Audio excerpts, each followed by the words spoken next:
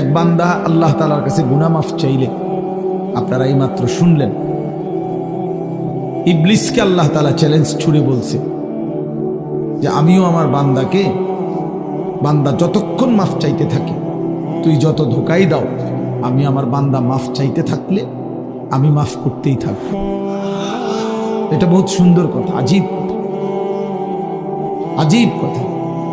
বান্দা যতক্ষণ আস্তাগফিরুনি, যতক্ষণ বান্দা আমার কাছে মাফ চাইবে, আমি তার কাছে বান্দাকে মাফ করতে থাকব। এজন্য এক মুমিনের হতাশ হওয়ার কিছু নেই, মুমিন হতাশ হওয়ার কিছু নাই।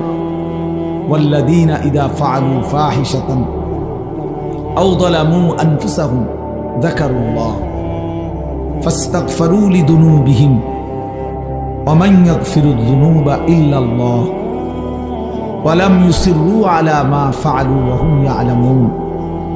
আল্লাহ তাআলা বলেন, আমার বান্দা যখন অশ্লীলতা, বেহায়াপনা, অসভ্যতা, নোংরামি, নাফরমানি, পাপ করতে করতে এমনকি নিজের উপরে একেবারে জুলুম করে ফেলছে, নেকি বলতে কিছুই নাই, গুনার সাগরে হাবুডুবু খাচ্ছে, আল্লাহ তাআলা তাকেও আশ্বাস দিছে সে যেন আমি আল্লাহকে স্মরণ করে, বান্দা যেন আমাকেই মনে করে এবং আমি আল্লাহর কাছে নিজের গুনাহের জন্য মাফ চায়, তওবা করে, আল্লাহকে যেন বলে, আল্লাহ আপনি ছাড়া আমাকে মাফ করবে কি? আর আমি জেনে বুঝে আর করব না, আমি ছেড়ে দিলাম।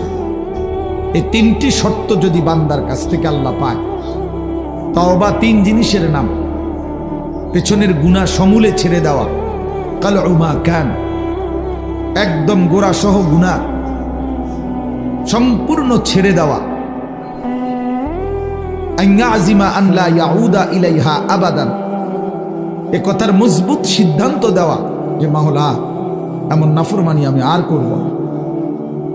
আর আইয়ান্দামা আলাইহা, লজ্জিত আর অনুতপ্ত হয়ে চোখের এক ফোঁটা পানি পেলে আল্লাহ তাআলার কাছে মাফ চাওয়া।